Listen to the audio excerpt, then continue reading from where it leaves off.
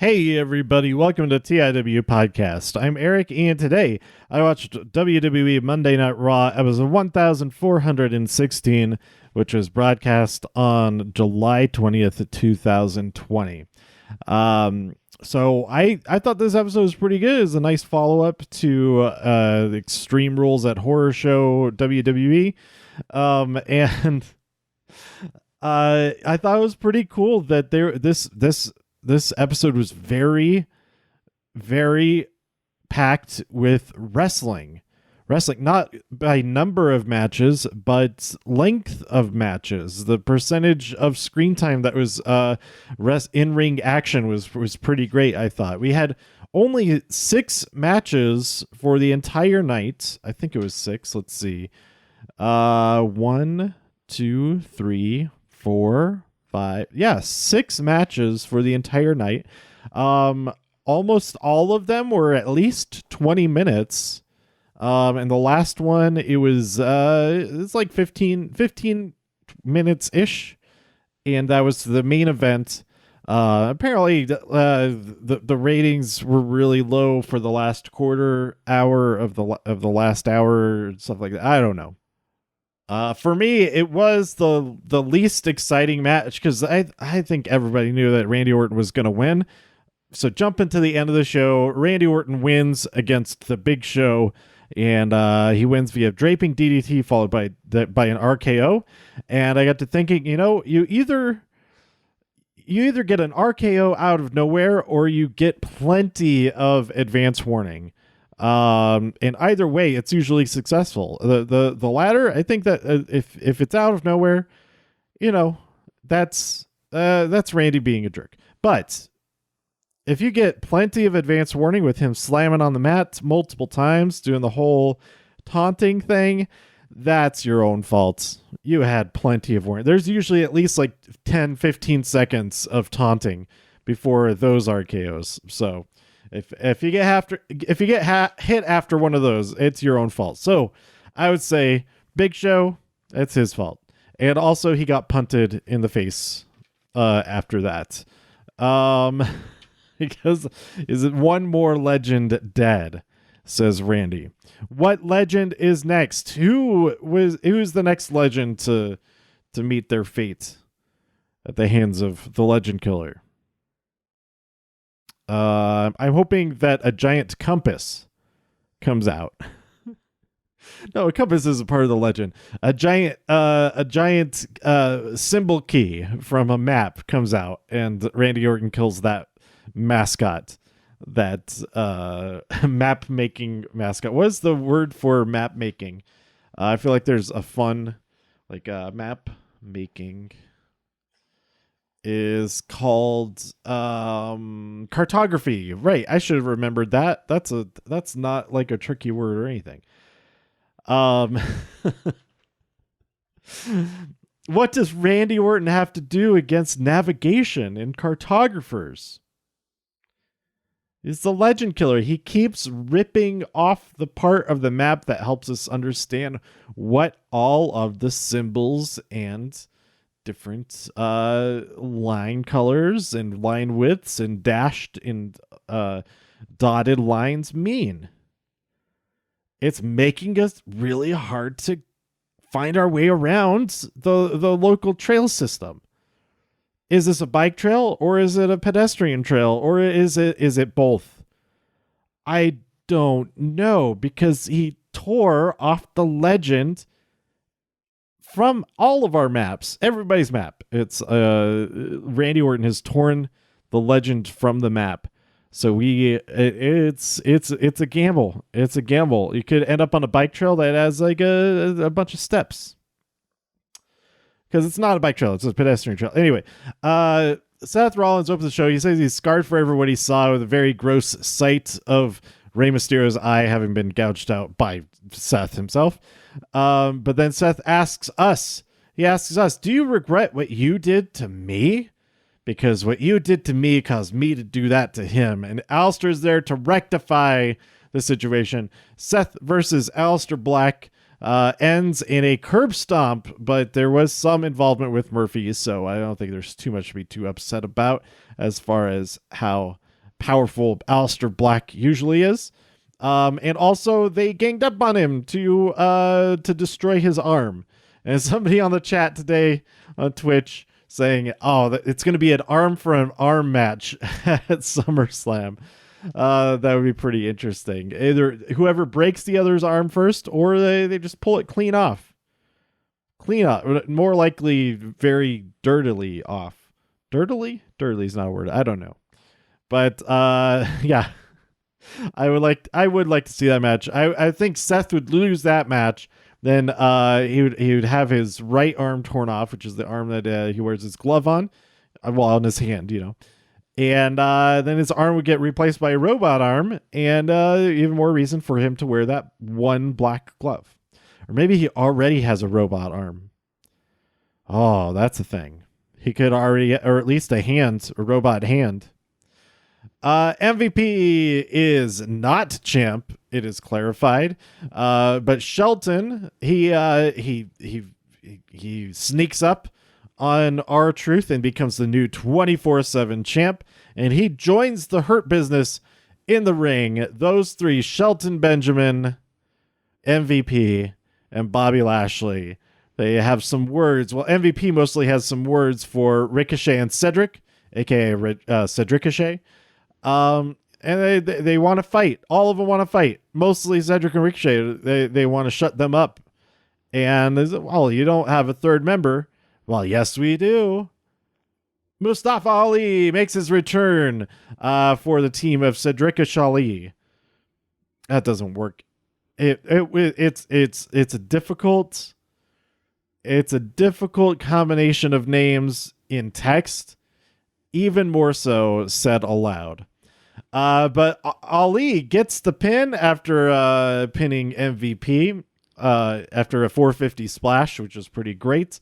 We also had this crazy diving missile dive into Bobby Lashley. You had Cedric and Ricochet by their throats, but then just from the ring comes flying, literally like the most missile-like dive I've ever seen, right into Bobby Lashley.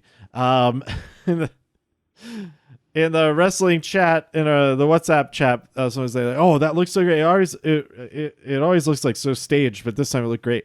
I said, "Yeah, it even looked like Mustafa Ali didn't even know it was going to happen."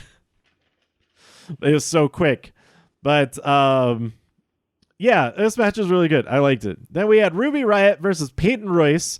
Bianca Belair backstage contributing to the it started with the Bianca Belair interview. But Peyton comes by, and then Ruby comes by, and Bianca says, "Oh, I like the looks of this. How about you two fight?" Billie Kay is gone. Where is she? I don't know. She's tending to none of your business, as Peyton says. But Ruby Riott, she wins via the Riot Kick. This is her first singles win in a long, long time. I think somebody posted it was since early 2019. Or maybe even 2018. No, it couldn't have been early 2018. That's way too long. She's had a victory too. She earned her way into the a title match at the Royal Rumble last year, didn't she? Not at Royal Rumble. At was it Elimination Chamber? Or yeah, something like that. Anyway, Ruby Riott gets the win tonight, and it was great. Then we had the Street Profits versus Andrade and Angel Garza. The winners would basically earn the opportunity to fight. No, it wasn't for number one contendership or anything like that. They were just, they're just fighting to shut each other up, I guess. But oh man, that frog splash from Montez Ford, he changes direction midair. He keeps on the same vector, but he rotates. And he ends up backward. It was like a 180, horizontal 180 frog splash. It was pretty awesome.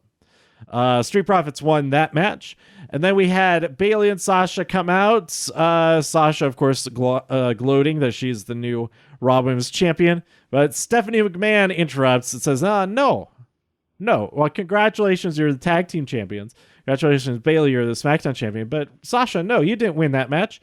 But also, Asuka did not win that match. Nobody won that match. So the belt, the championship, I think it's technically still Asuka's, maybe, but a winner of the match on Sunday has not been determined. So next week we'll get a championship match. Who will be the actual Raw Women's Champion? And then we had Kairi Sane versus Bayley, and Kairi got the pin. Kairi won. How fantastic. This may be one of the last times, this is the last day of filming that she did, I have heard.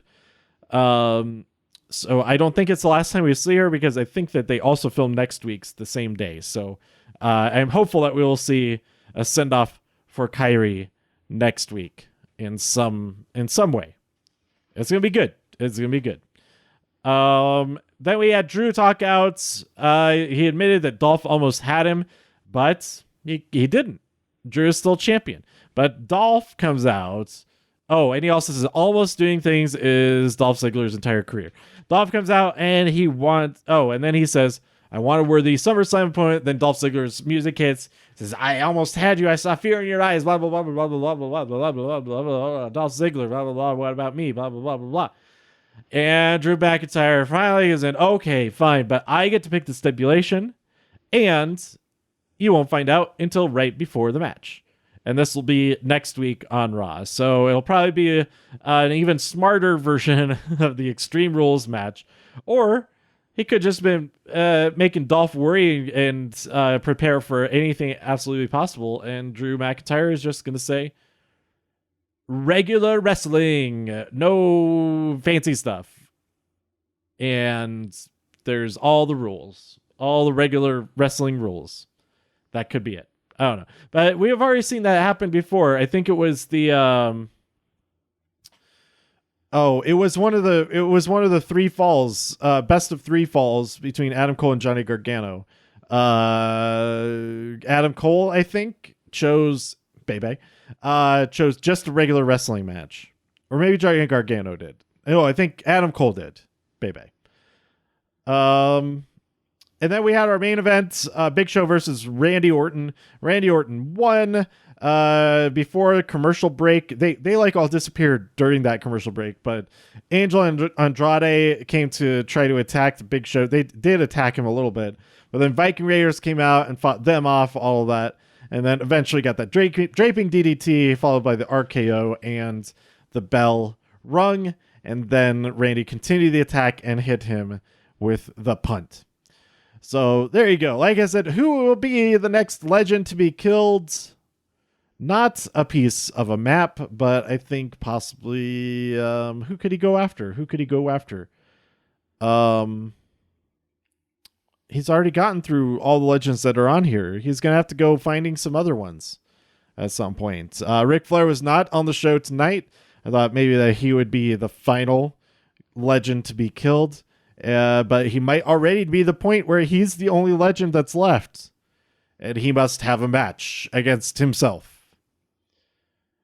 We'll see. So yeah, there we go. That is everything from Raw. It is a quick overview of all of that. Some of my thoughts and everything. Hope you enjoyed it. Let me know what you thought by tweeting me at TIW Podcast. Go to TIWpodcast.com for more reviews. If you enjoyed this episode or anything else on the site, please share some links with your friends.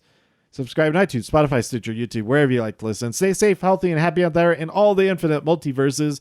And first, before I go, just want to do a quick preview of NXT that's happening tonight.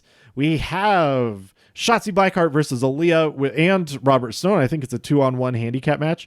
They're both going to get destroyed.